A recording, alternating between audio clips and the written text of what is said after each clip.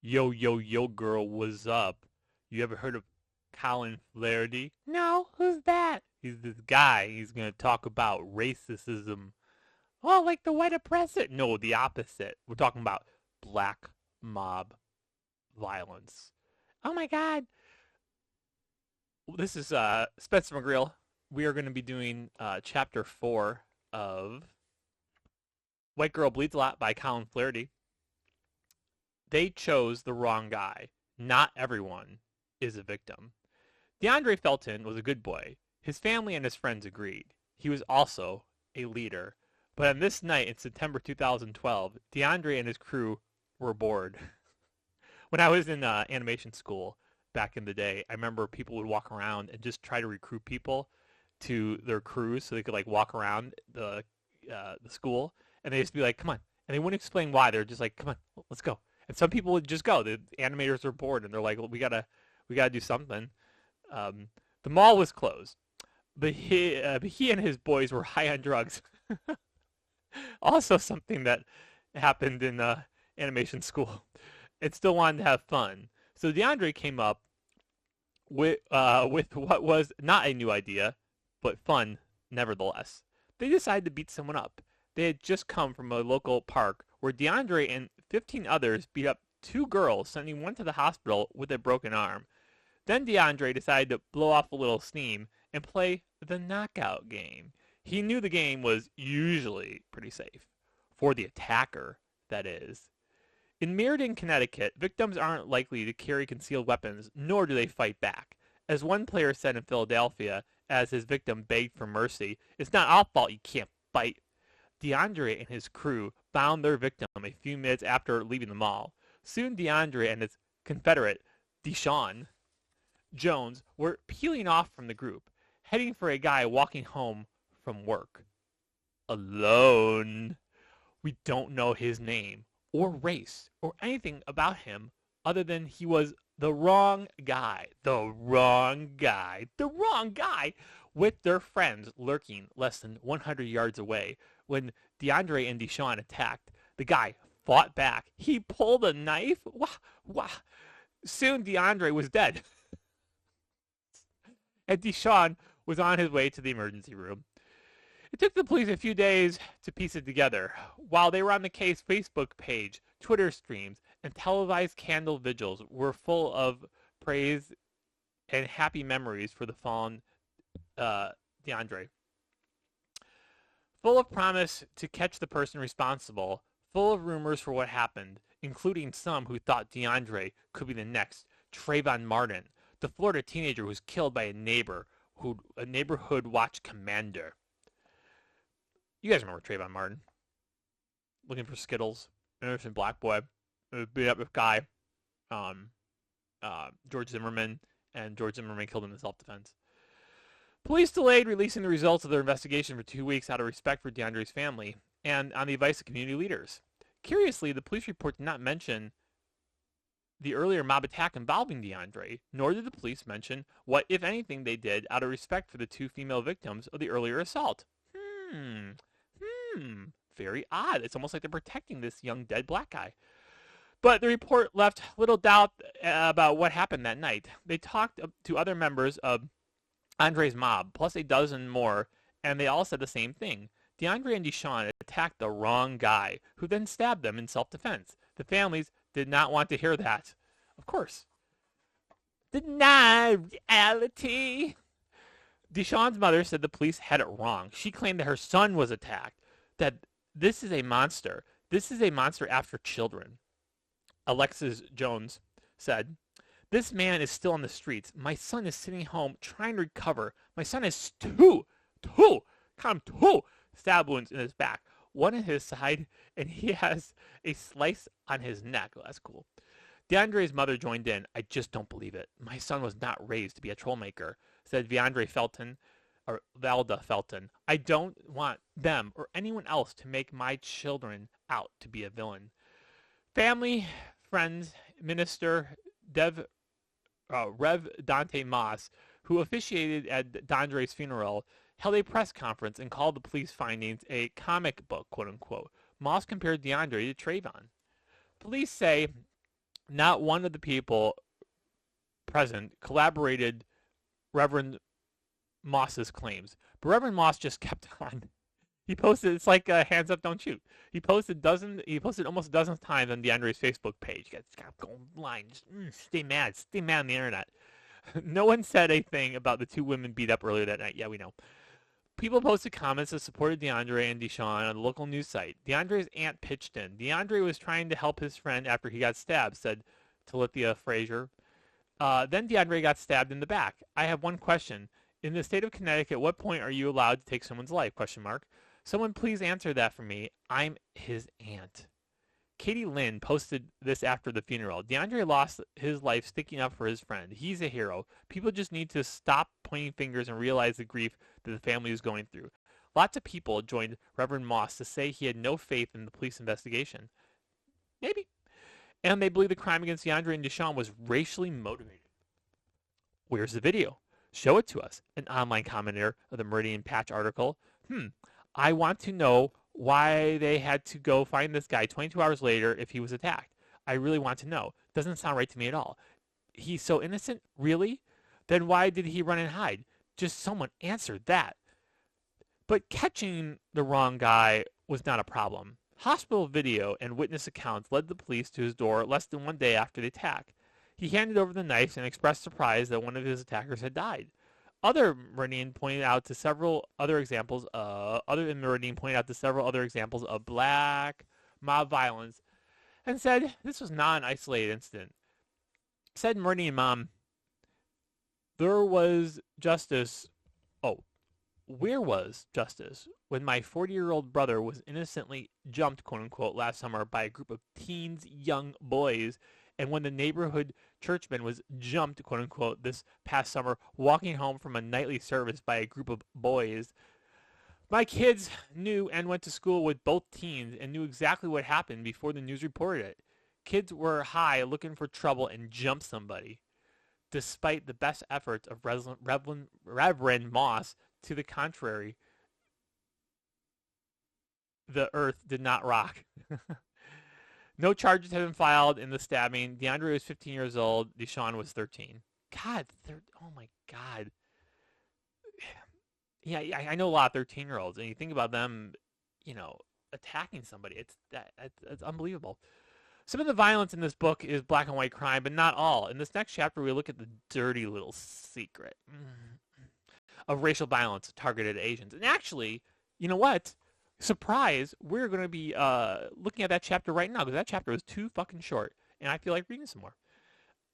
Also, I ran across Colin Flaherty's official audio reading of White Girl Bleeds a Lot. You might be wondering if there's an official audiobook of White Girl Bleeds a Lot read by the illustrious and loquacious and prolific Colin Flaherty. Why would you listen to this version? I don't know.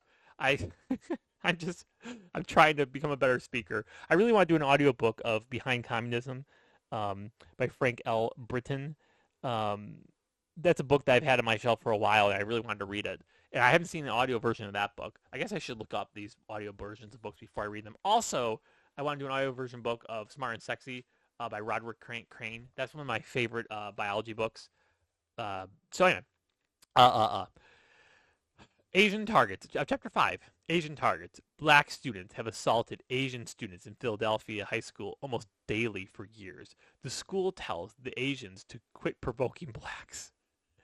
Then we go to San Francisco for the dirty little secret. Lots of racial violence is targeted at immigrants, especially Asians. Surprised? Philadelphia. It's interesting that so much of the stuff takes place in Philadelphia. I grew up on the south side of Chicago, and while there is a lot of racial violence there, Chicago is the most segregated place racially on the planet. And it's interesting that there's so much crime in Philadelphia. I wonder if maybe it is a smaller city than Chicago, or there's more bleed over between like the different, because I'm sure there's a lot of violence in like the black areas, but I wonder how that corresponds. Yeah, that's something interesting. Philadelphia, where to start? Asian students or Asian business owners targeted with home invasion robberies. Let's start with the schools, and then we'll end this chapter with some recent home invasion robberies. 1 year before racial violence became so fashionable on the streets of South Philadelphia, Racial brutality was ignored, denied, and even condoned just a few blocks away in the halls of South Philadelphia High School. The school was 70% black and 18% Asian. 18% Asian? Ooh. And it took years for anyone to admit that black students were systematically beating and harassing the shit out of Asian students on a daily basis. School officials told local news network affiliates that the attacks were in no way racial. In private, they said Asians were the ones at fault. Those Asians, look at them walking around all smart with their beady little eyes. Let's just beat them up. The situations dutifully reported the denials. The stations dutifully reported the denials, without ever reporting on the claims of extreme and prolonged racial violence directed towards Asian students by black students. In 2010, the Department of Justice found that contingent of largely black schools officials dismissed, ignored, and even encouraged attacks on Asian students by black students. What? But the DOJ report was not long after the attacks begun.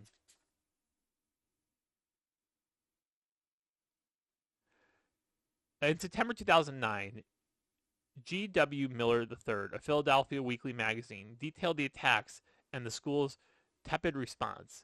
Despite the administration often calling harassment, intimidation, threats, and assaults quote-unquote minor incidents, the magazine nevertheless reported that at least 6 times last school year, those minor incidents escalated into massive rumbles where outnumbered Asian students were pummeled by a pack of teens, blacks, sending several of the victims to the hospitals. Jesus, like the day last October, when a group of around 30 kids allegedly attacked 5 Chinese students after school in the Sindler Avenue subway station, 1 block from school. That incident started when a black student walked up to a Chinese kid in the cafeteria, touched his hair, and allegedly threw a carton of milk at him. Rumors of threats filtered through the school on the day after the subway rumble, and the notion of continued violence froze Asian students. These kinds of assaults took place over a period of years, culminating in December 3rd, 2009, when black students from South Philadelphia High School attacked 30 Asian students, sending 13 to the emergency room. The Asian kids had wanted to be in school so badly they were willing to tolerate violence until it became intolerable. Finally, Asian students went on strike. You don't want the Asian students to go on strike. Where are your mathletes? Where are your, I guess that's the only joke I'm going to make about Asians. School officials ignored the attacks at first, even refusing to meet with the striking students. The school superintendent, Ardlyn Ankerman, who, like most of the people working for her at the high school, is black, hinted the attacks were motivated by earlier attacks by Asian students on blacks. Oh, see, it's fine then. And that it was not fair to blame just one race. We're going to talk about fairness now, guys. It's not fair. It's not fair. Why isn't life fair? She claimed that she did not want to, quote-unquote, criminalize students at such an early age. You sent 13 people to the emergency room. If I did that to a bunch of Asian students, you don't think I would be criminalized? Come on. Standards, rules for thee, but not for me. And the attacks were taking up too much of her time. I'm a busy woman. I'm a busy black woman running a school. It should no fuck up. The Asian students reported that school's officials had often looked the other way and even participated in the verbal harassment that preceded the violence. You stupid little Asian boy, go back. Oh my God. Poor Asian students. LaGretta Brown, the school's 4th principal in 5 years. Thanks. Good point there, Colin. Was cited for discriminatory attitude, particularly referring to the advocacy group's efforts as the Asian agenda. We got an Asian agenda out front of the stairs in the morning. On the morning of the attacks, the complainant said she escorted about 10 frightened Vietnamese students past a large group of black youths on the sidewalk. She told them she would walk with them if they were afraid. You little fraidy cat. Walk with them. I lost my sprout. She told them she walked with them. They were afraid. The advocacy group claimed. But as soon as she walked away and returned to school, the complaint said the Vietnamese students were assaulted again. When the students complained, they were beat for that too. so they went on strike. What are you going to do? Check out this report from the Philadelphia Inquirer. Some some Kawa describes students at as a misspelling. Some Kawa describes students at the school being mocked by staff. Where are you from? Hey Chinese, yo, Dragon Ball. I shouldn't laugh. Are you Bruce Lee? Speaking English? Quoting what students had told her. Tiong, the South Philadelphia student, recited um, a itery of problems to school staff. She singled out the security officers who she claimed forced Asian students to follow them into a lunchroom where they were attacked, and who directed the frightened students to leave the school after they were beaten. It's a racial conspiracy, like a Jewish conspiracy. Yan Zing, Yan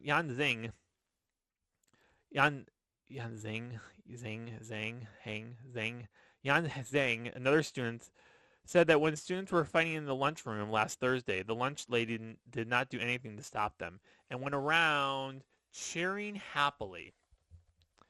But once again, right, if a mob of white students were beating up a non-white student and the fellow white lady was cheering happily, do you think she'd have her job? The staff shouldn't just stand there and watch, stopping fights is not my job. It's not my job. Jong Tae Lee said that the school's security officers are the big problem, saying they looked the other way when a group of African American students interrupted a lunch line and heckled a group of Asian students. They're not like us. They're different. They have squinty eyes. They ignore groups of students as they roam during class time, Lee said. School officials conducted their own investigation. The district hired a retired black federal judge who said he forced his review on 2 days prior to the mass beating and walked out, because if he were to went any further back, that would cause problems in the present. And not only one reporter said, "What do you mean by that?" Attorneys for the Asian children dismissed the report as inaccurate and strangely narrow, ignoring the long history of racial violence against Asians at the school. See, white people, God, we need to do this. We need to this is why VDARE, the website VDARE, named after Virginia Dare or Veronica Dare, the first white person born in the United States, is so important, because it was like chronicling like racial violence in America targeted white people, and because we don't have our own anti-defamation league, we need to at least have a record of grievances against our people. Finally, when the Department of Justice came out and found the school had a long history of black and Asian racial violence that schools officials ignored, schools officials admitted they might have had a problem. So they printed up some pamphlets and gave them to the Asian students, instructing them how to avoid antagonizing their black schoolmates with their racist behavior. Oh my God. Sometimes I don't go on Twitter because my blood boils so much. This is going to drive me crazy. The leaders distributed a list of racial slurs and told the students it's wrong, and you need to know that slurs can escalate quickly and violently. Nope. No, you have freedom of speech. Call people what you want. You don't think I was called cracker 1,000 times? Male monkey walking down the streets of Chicago? How about this? How about fuck these people? Immigrants can be too limited in English to recognize racist language. Oh, too bad. You're so fragile. And the dangers it may portend. Well, that's quite a backstory. Asian students, the same ones who were fighting for their rights to get an education, apparently were going around insulting the black students, of course. So the black students had no choice but to harass them every day for years.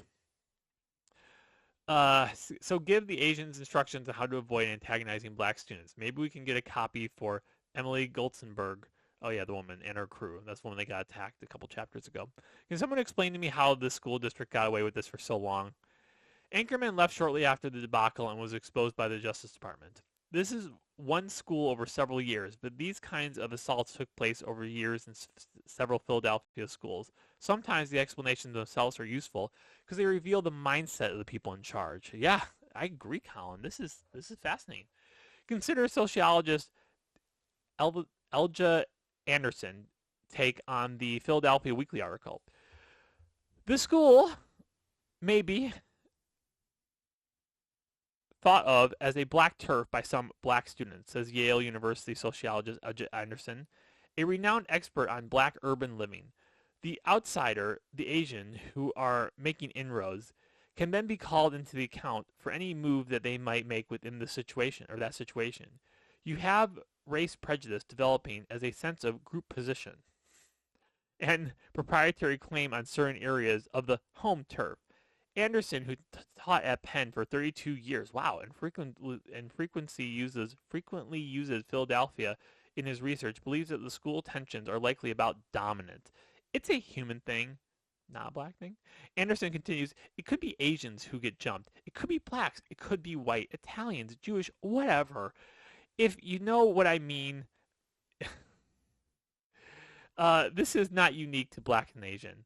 Does anyone have the slightest idea what this guy is talking about? I do not. I don't know what you mean, Mr. Anderson. Mr. Anderson, please could you document the marauding bands of Asians and Jewish students beating black students and how that went unnoticed and uncorrected and even encouraged for years? We'll wait. Shall we notify the Justice Department?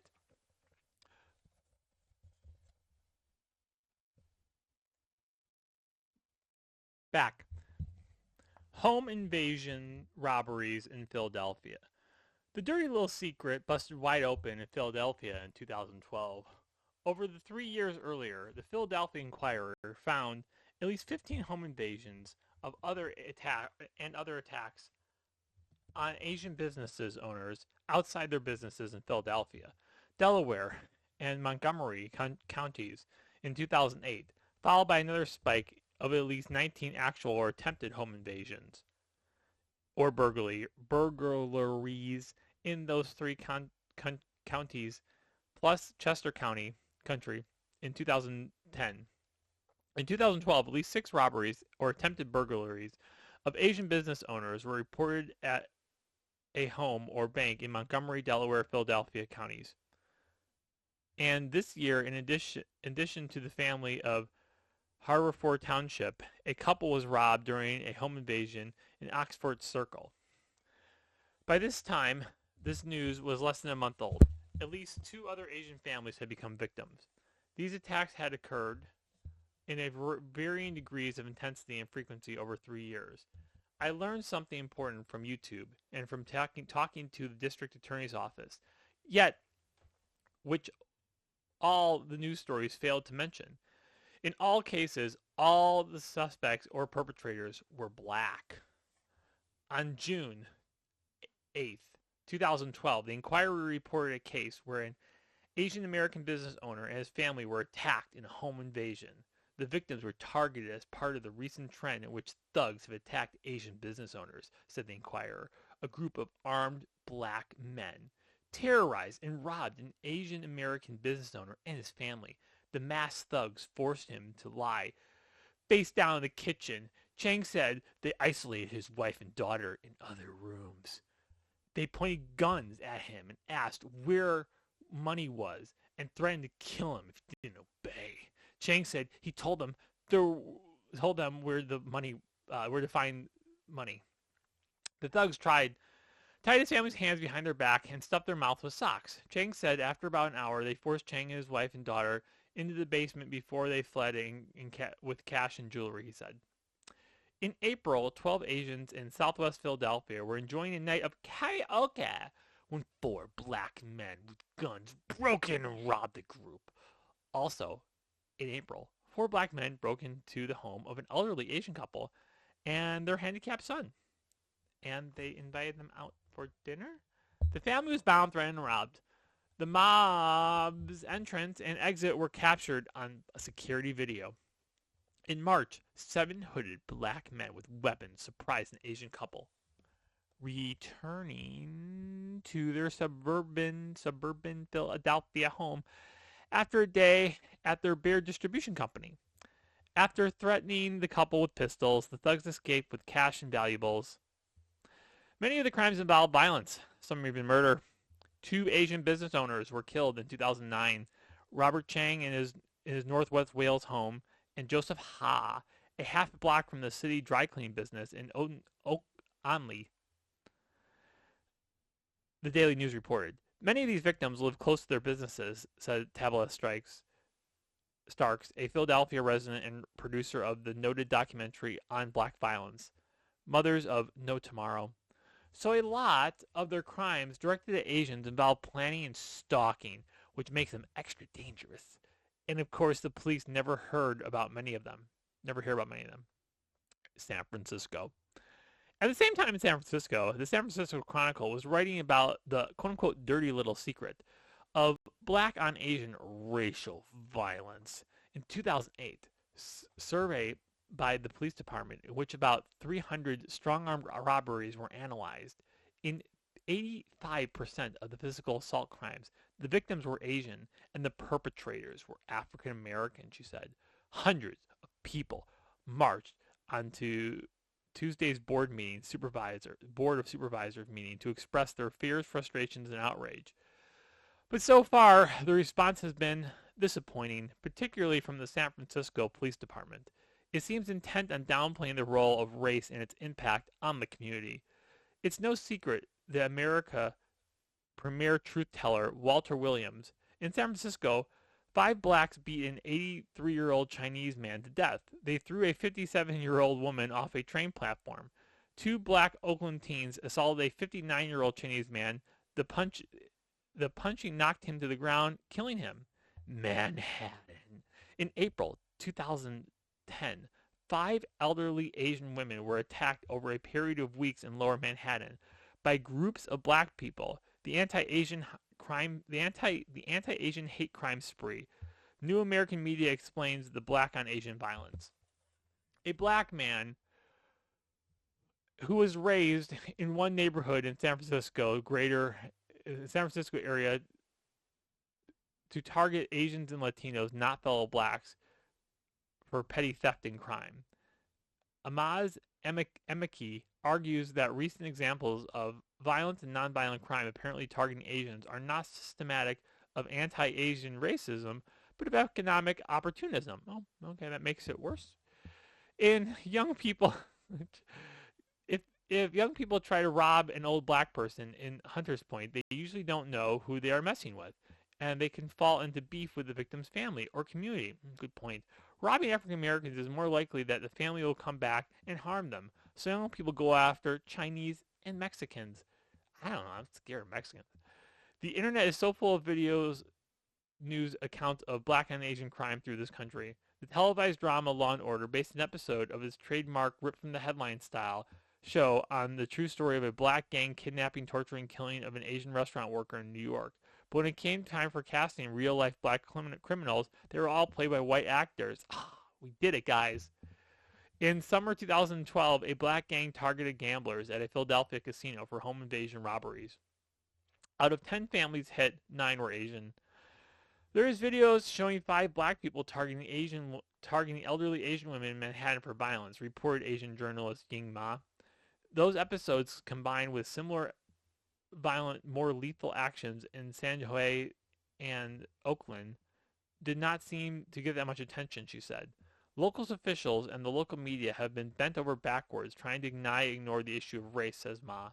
Many African Americans in crowded and unsafe urban centers often view Asians, Chinese, Vietnamese, Filipinos, or Koreans as Chinaman who is unworthy of basic human decency and respect. In one city after another, black teenagers and adults frequently hurl racial insults such as hurl racial slurs as Chinamen among them. You'll get over it. At the grocery stores, on the bus, and on subways, in the streets, if the Chinamen are lucky, no violence will ensue. Asian victims often are reluctant to report the crime, says Asian community leaders, and police officials. Victims also find the violence hard to understand. Amaz Emeki and others do not. The reason Asian kids are getting robbed is because there is an assumption that young Chinese kids on 3rd Street are filthy rich and have an iPad or a laptop on them, he said. He told the African section of the New York American Media News Service website. A young, broke black male, the appeal of nabbing a few $100s from some Asian kid's pocket is even greater during this recession. Oh yeah. Recession back then. Oh, if only they could see the world now. This isn't to say that the inherent ethnic tensions between Asians and blacks is a one-way street. Asians, as Asians will tell you, can be particularly racist against the African American community. Blacks go broke, Asians are racist. Got it. Emmett would know. Was charged with assault and a hate crime after robbing a Chinese student. The assault charge stuck, but not the hate crime. I was glad when the charges were dropped because a hate crime shines a whole different light on you, he told reporters. What? Wow. Another black person with self-confessed first-hand experience commenting about community violence against Asians told the Inquirer they had a term, clockwigs, which meant hitting someone in the head. They preyed on women, whites, and Asians. Fear of black mob violence and lawlessness is an everyday fact for many Asian immigrants, or not, in America. In addition to certain groups, certain times are popular for black mob violence.